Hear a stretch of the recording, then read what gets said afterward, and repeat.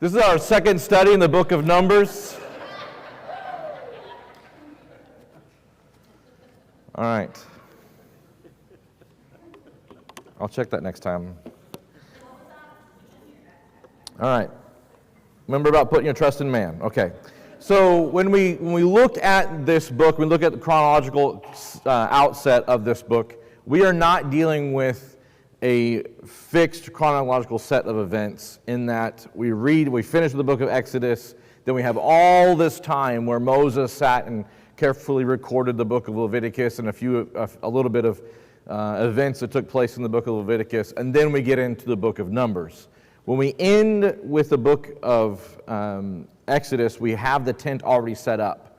And then tonight, when we start looking at chapter 7, the tent, he makes reference to about a past event and some things that had already taken place. Because when we read in the very beginning of the book of Numbers, we are at the second month.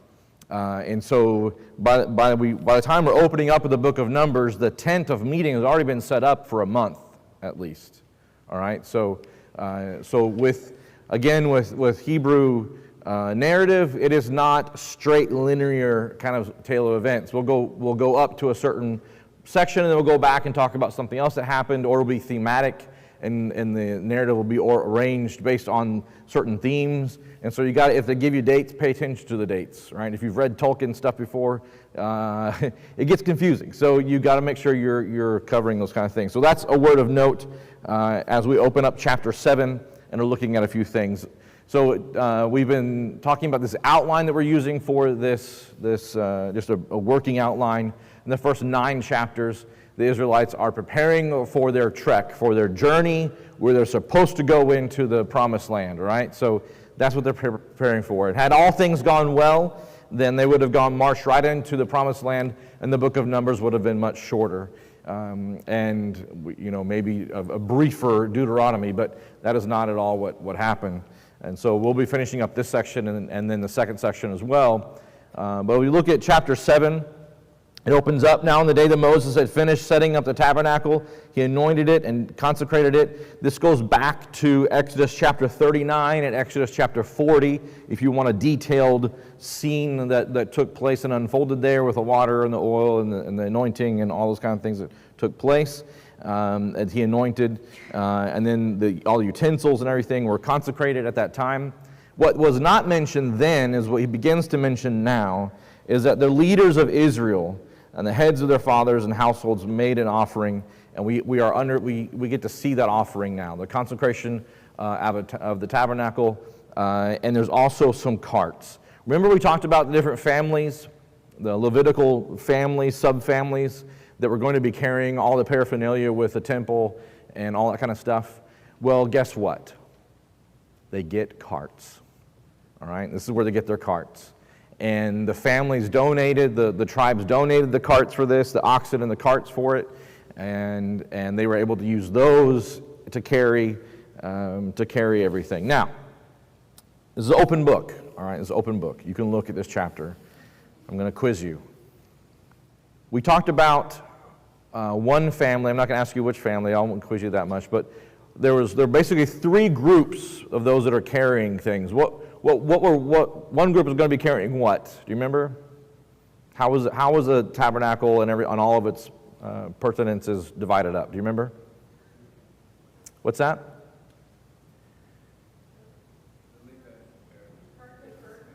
So you had the curtains and the draperies and all that kind of stuff, right?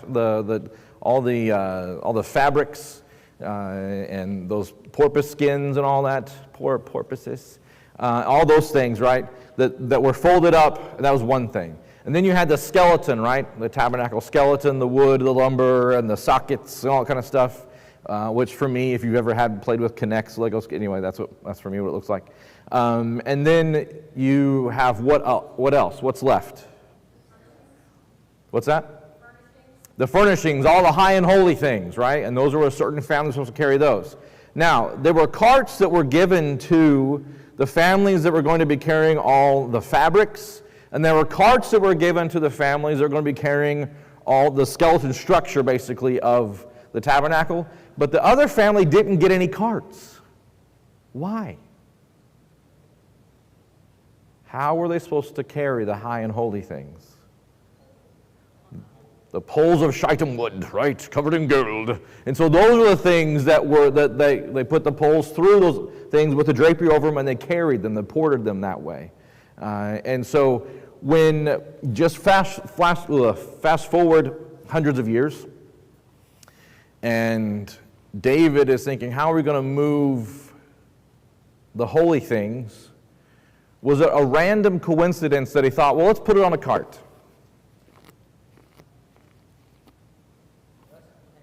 Maybe he just read Numbers. I don't know what he was, or maybe he just lost his mind, forgot about the fact that they had the little poles and they had the rings and they had all that kind of stuff. But he made new carts, like they made a new cart to carry it. And maybe it was easier, I don't know. But maybe this is where he got that idea. He should have kept reading correctly. But anyway, I digress. So that gives you an idea of what's going on. And so they offered two carts. They offered carts there for those things. And then we have a dedication for the altar. And in this dedication, this is a rather long chapter. We're not reading it. We're not going through all of it. But there are 12 days in succession where every family gives an offering for the dedication of the altar and for the things that are going to be utensils that are going to be used in the use of the altar. And so every family, all tribes, every tribe is going to be, they're going to be giving these items on these days. And so you have the items that are there for the one offering, and then you have for the peace offering a second. And so every tribe gives these items. Now look at these dishes, ladies and gentlemen. So they have these silver dishes that are there, and they give the weight in shekels. And I've given you, according to today's value of silver and gold, what those things would have been worth. I don't have today's value on beef and goat and that kind of stuff, so I don't know what the value of those things are going to be. But at least on these items, are we talking about things that were expensive? Yes. Were they expensive even then? Yes, they were expensive. And so these things were given at that time. And so these were used in the temple worship and their sacrifices and that kind of stuff. And so every tribe had the responsibility of donating these items that were going to be used and consecrated for that work.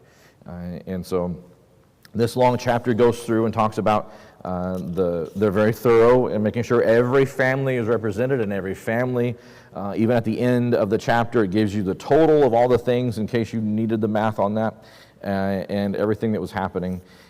So that gives you an idea of what's going on with this chapter. Now in verse 89, let's fast forward to chapter 7, verse 89. There's a little addendum here at the end of this chapter. It says, "Now when Moses went into the tent of the meeting to speak with him," capital H, the Lord, "he heard the voice speaking to him from above the mercy seat that was on the ark of testimony from between the two cherubim, so he spoke to him." There's just a note there about God's method of one of God's methods for speaking with Moses. I find that interesting. It's kind of added on here at the end of chapter 7. So we have this, and again, this is all in that first month of the year when these things take place.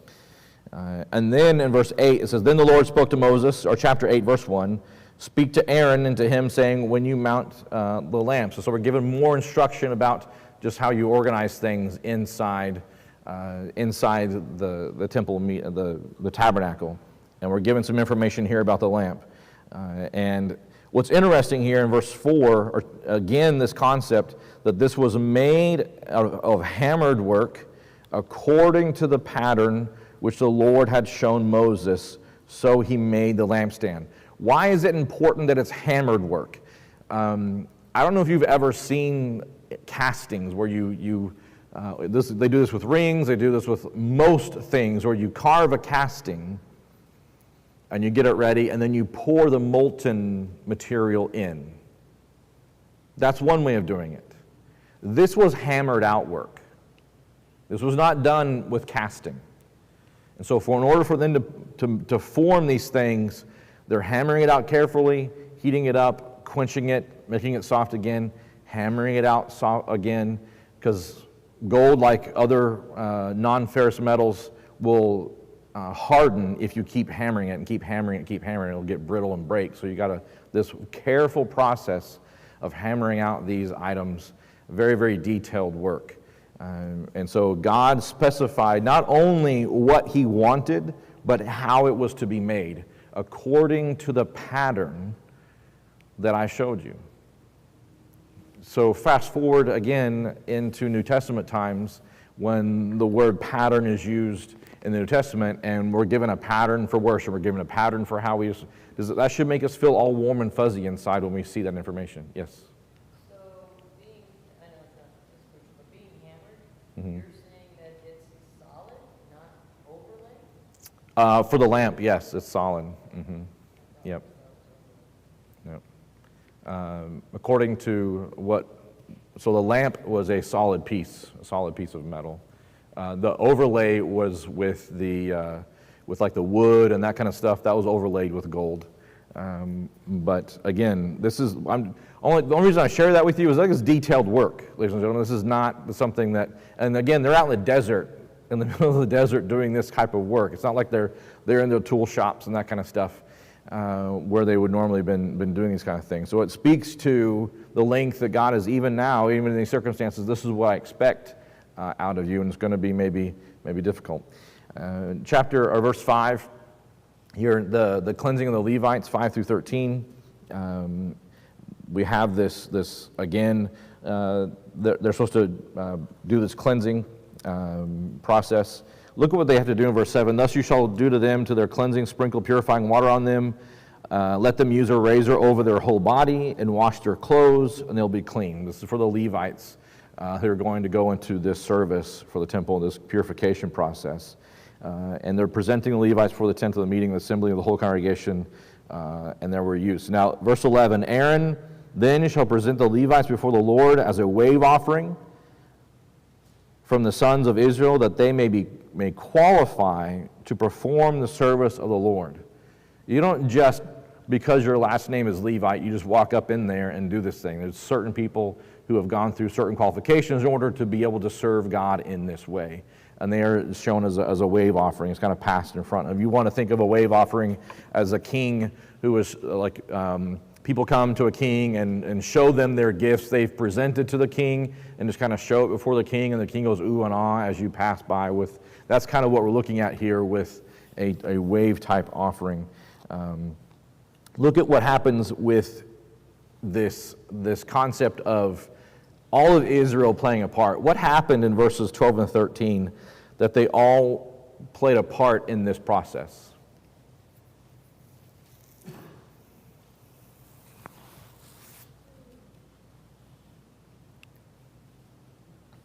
The Levites shall lay their hands on the heads of the bulls and offer for a sin offering. Where is it? Okay.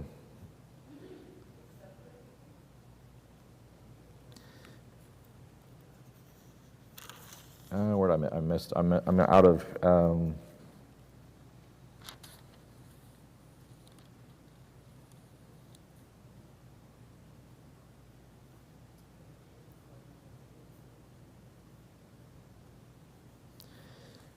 Okay, I guess I'm out of order here on when they're laying their hands on, but the tribe itself also lays their hands on the Levites, as though they're the ones going into the service.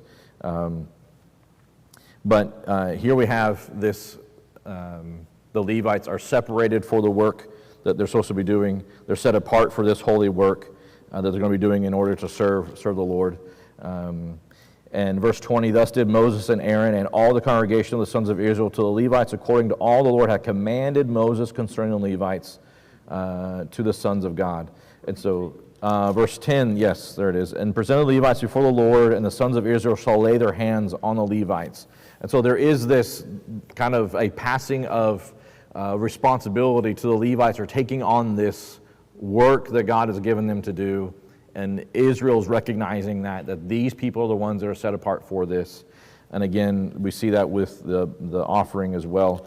But this concept of laying on hands is throughout the Bible in a partaking of responsibility. It's what's done with a kind of assuming responsibility of those that are of the sacrifice. When you lay the hand on the sacrifice, that is passing to them and those kind of things. So it's interesting here, this element that is mentioned that God had them do. But they did according to everything that they were supposed to do. The Levites, verse 21 of chapter 8, the Levites also purified themselves from the sin and washed their clothes. And again, they're doing this purification system, and it was what God has commanded them to do. We have a word here about retirement of service, and we talked about from 30 to 50 is when their time frame for those who are working in the temple. But it seems like there may be apprenticeship, as though he talks here about 25, those can go up at the age of 25.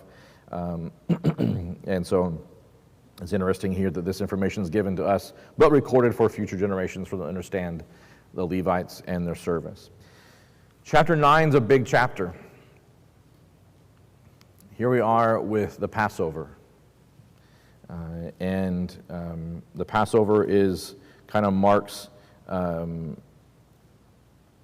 a changing of the year on the 14th day of the month. And so the temple was set up on the first day of the first month, and here we are at the 14th day of the first month to observe the Passover, and they're going to do this Passover.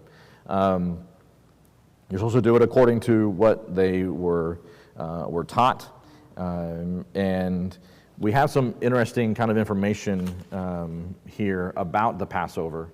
Some questions kind of come up. In verse 6, it says, "But there were some men who were unclean because of a dead person, so they could not observe the Passover on that day.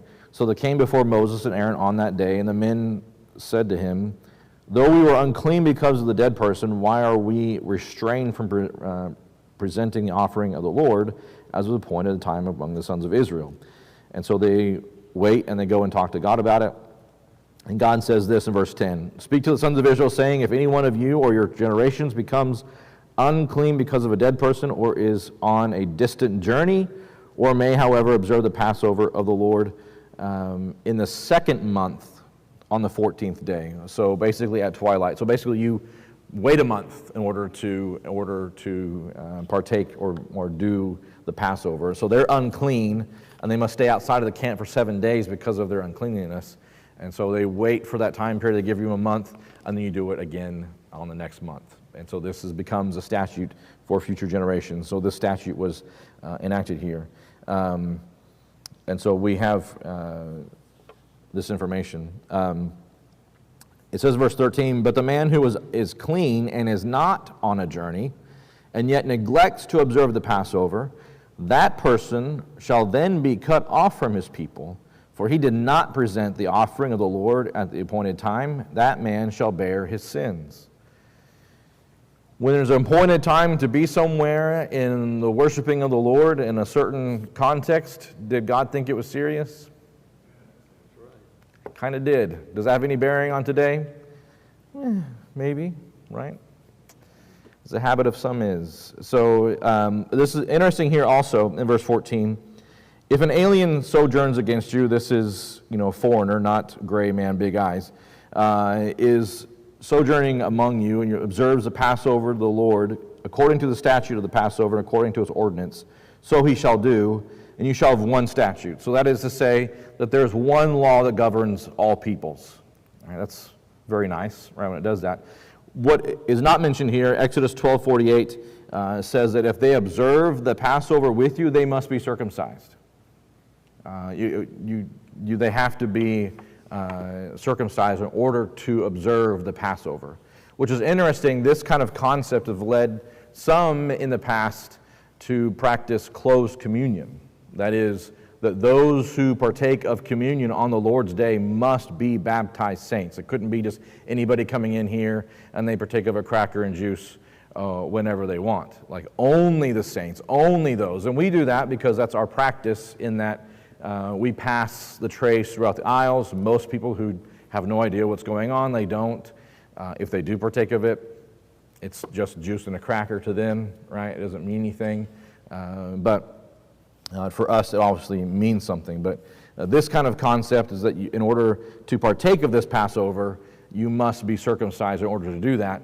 Again, has led others to practice what has been called in the past closed communion. It's not something that's necessarily popular today, but it was something that was practiced in the past.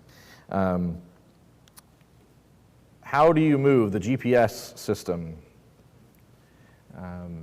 We've seen the cloud and we've seen the fire, right? Already in the past in the Old Testament.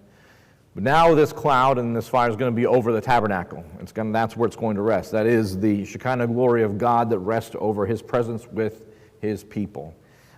Instructions given here, like way more detail that's needed, but I understand God's dealing with the people that need a lot of detail. But it talks about basically when you see the cloud move, that's the day you move.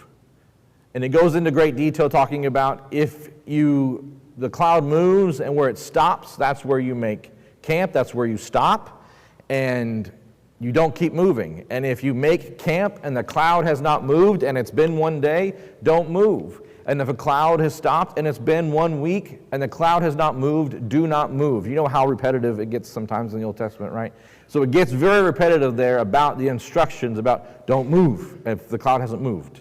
And so this gives them an idea of when they're supposed to be camping and those kind of things. So instructions there about movements for the camp. Chapter 10, we begin a different section here, and we're making ready for travel, and we start traveling. We're starting to move. And we talked about before that there's some instructions about when they move. Were they able to move just whenever, like the cloud starts moving, right? The cloud, we wake up in the morning and the cloud is moving, right? Are you able just to get your family up? So, all right, guys, the cloud's moving, let's go. First in line. We don't want to be in the dust. Let's get up to the front of the line. Were you able to do that? No, they were not able to do that. So there was a certain order in which they had to make out, break camp and move. And so we're given some instruction about that. Chapter 10 starts off with their signaling process, that there were some silver trumpets that were supposed to be made that when tooted a certain way, that would give them instructions on what they were supposed to do. In my imagination, this is, they were rather large trumpets, right? Now, there wasn't necessarily a lot of other trumpets for them to compete with, right? Like they had like the ska band out there or whatever, had playing their trumpets or anything.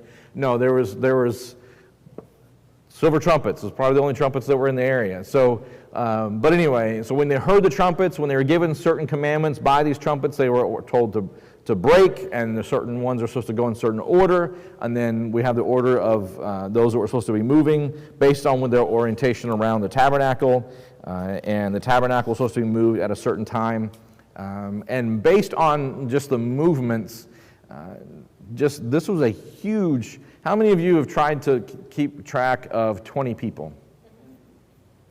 Like a classroom, right? That can be daunting at times, right? I can't imagine the troop movements like this without GPS and like walkie-talkies and that kind of stuff to all the different tribes and that kind of thing. Which channel would you be on anyway, right? So it gets insane about that. So here we have trumpets, a simple system. The leaders, obviously, of the different families are supposed to know what was going on. And, I could imagine that it would get crazy. So they move, and they leave Sinai. They've been camping in this one place for a year, and in the second year, in the second month, or the 2 years that they're moving, and this cloud is lifted over the tabernacle and testimony, and they move. They set out on the journey of the wilderness, and the wilderness of Paran, which they come back to this wilderness area from time to time. And so it talks about the movements. The tabernacle was broken down, and movements of who went where and when and why, and the tribes moved. Verse 29, Moses talks to Hobab, the son of Reuel, or Jethro, all right? So son of Jethro means what to Moses? Quiz me quick.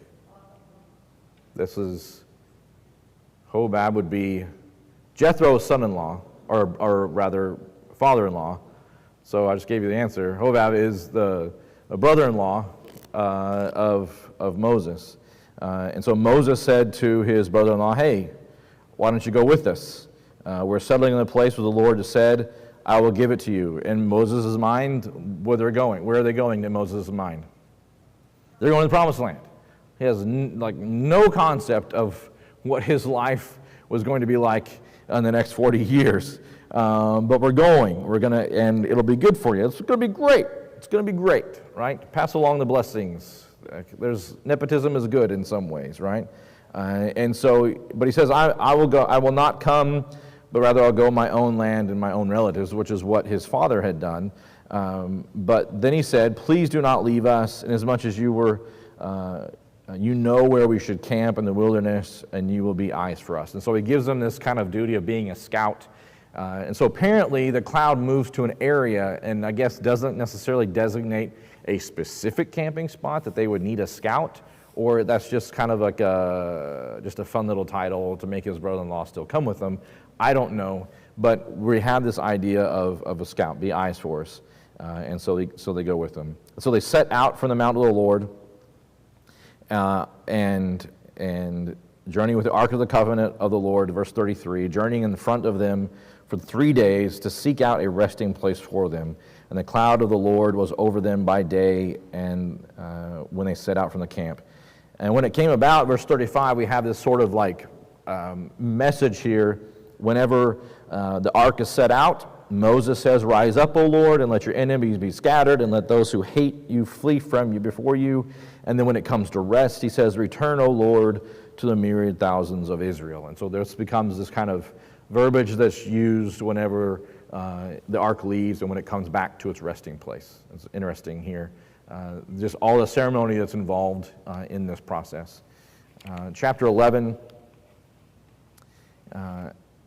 we are starting to move now as a people, and we start getting the named places.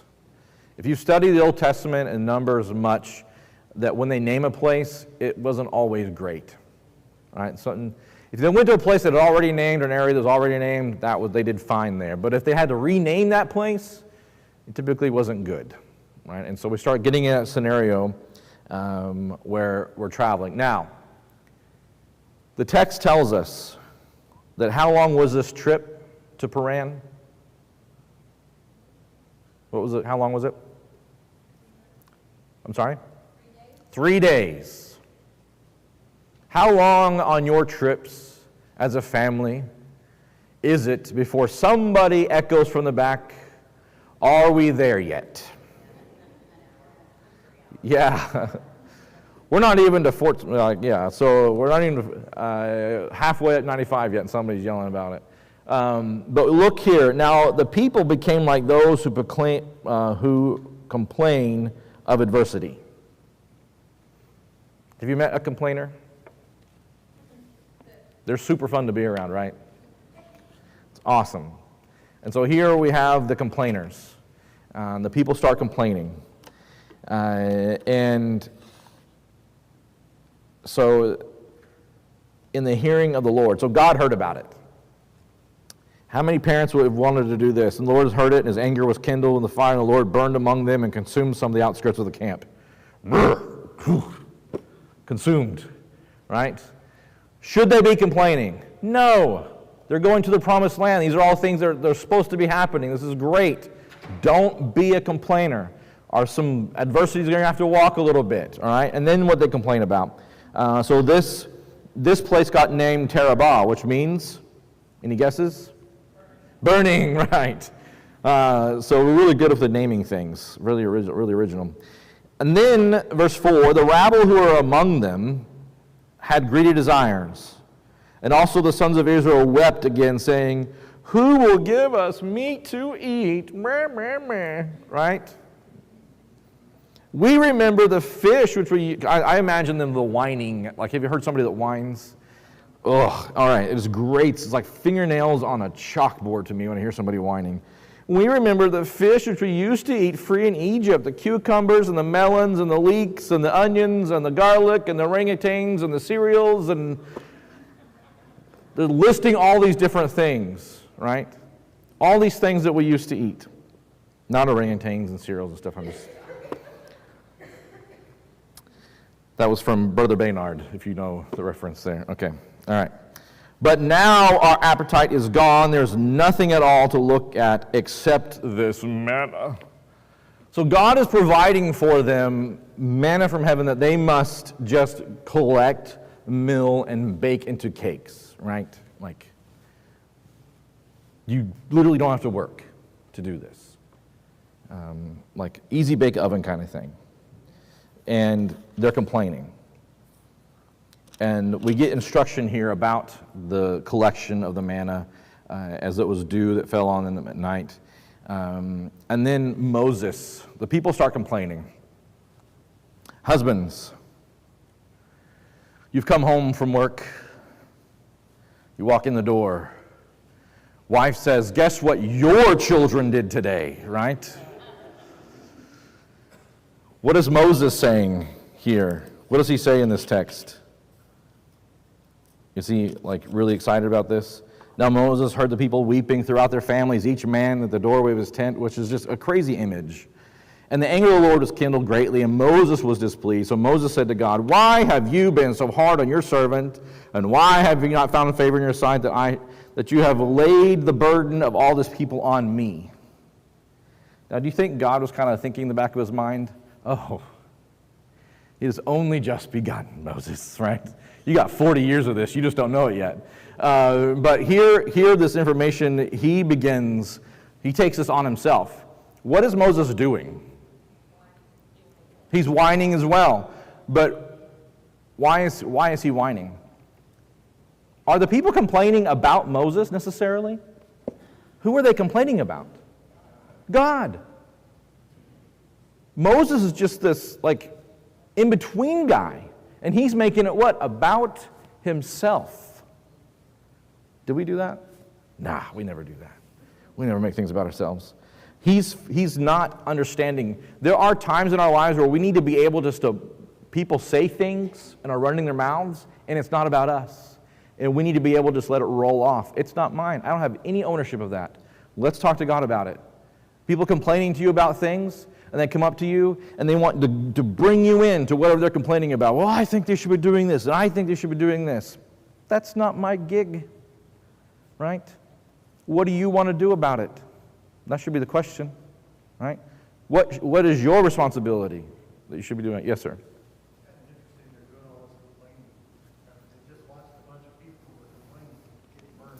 Oh yeah, it gets better, right?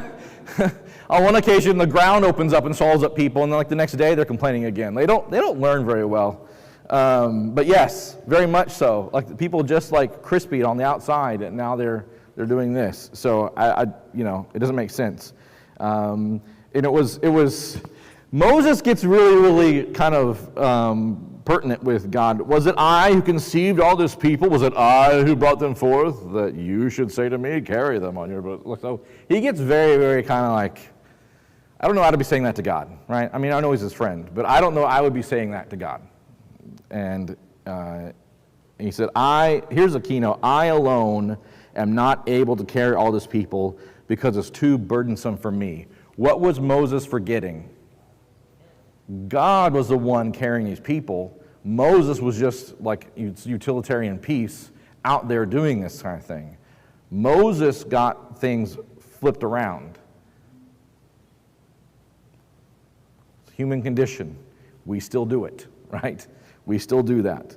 God responds, right? God says, all right, I heard you.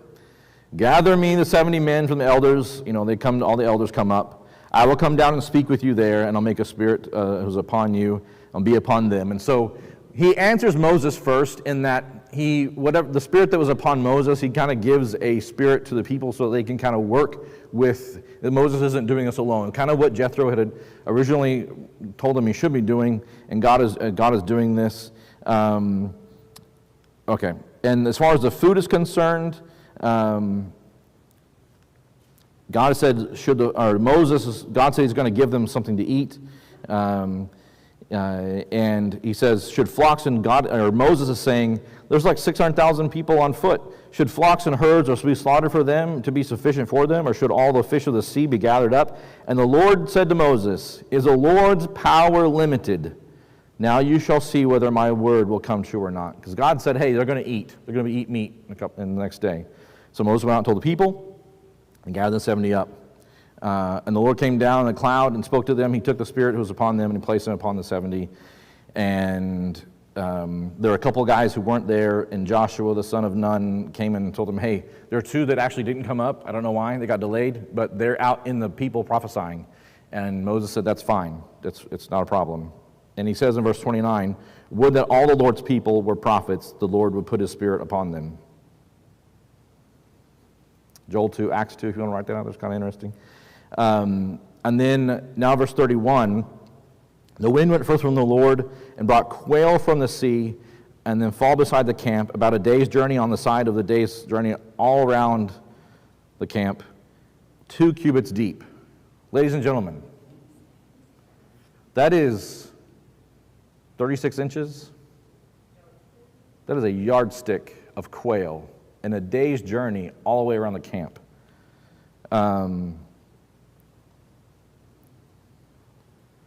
Where does he say to them? You shall eat meat.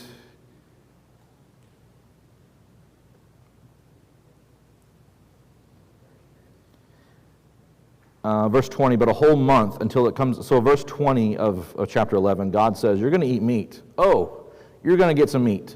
But a whole month until it comes out of your nostrils and becomes loathsome to you, because you have rejected the Lord who is among you, and you have wept before me, saying, why did we ever leave Egypt? God said, you want it? I'll give it to you till it's running out your nose. I'm going to give you meat.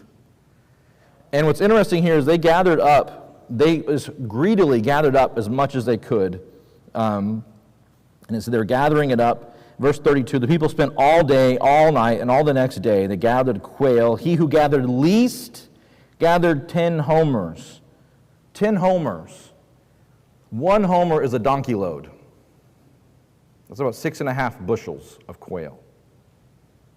10 homers. 10 donkeys carrying quail. The least of the families gathered that much. The least gathered was that much.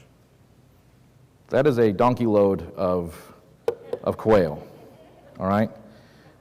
Verse 33, while the meat was still between their teeth, before it was chewed, the anger of the Lord was kindled against the people, and the Lord struck the people with a very severe plague. So the name of the place was called Kirubath Hata'avah, which means graves of greediness. That's rather explicit, right?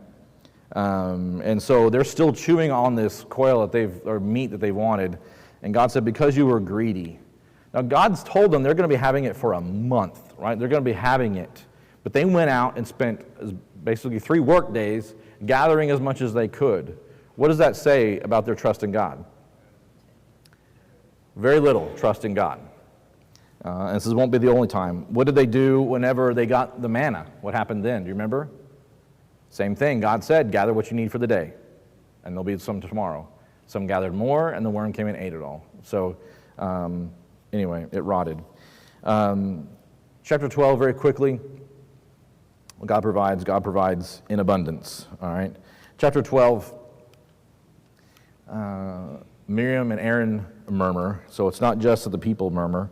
Miriam and Aaron spoke against Moses because of the Cushite woman whom he had married, for he had married a Cushite woman. All right. Cushites, Midianites are synonymous. Hebrews or Habakkuk chapter 3, verse 7. According to Jeremiah 12:33, the Cushites were a dark-skinned people. We don't know necessarily that's the issue, but he married a Cushite woman who's down from there in the ancient Ethiopian region. And so they murmur. And verse 12, or verse 2 rather, has the Lord indeed spoken only through Moses? Has he not spoken through us as well? All right, we'll stop there. But it's not just that, but there's some jealousy here that we're going to be talking about very quickly next Wednesday. Thank you very much for your time. If you want You can read ahead. That's fine.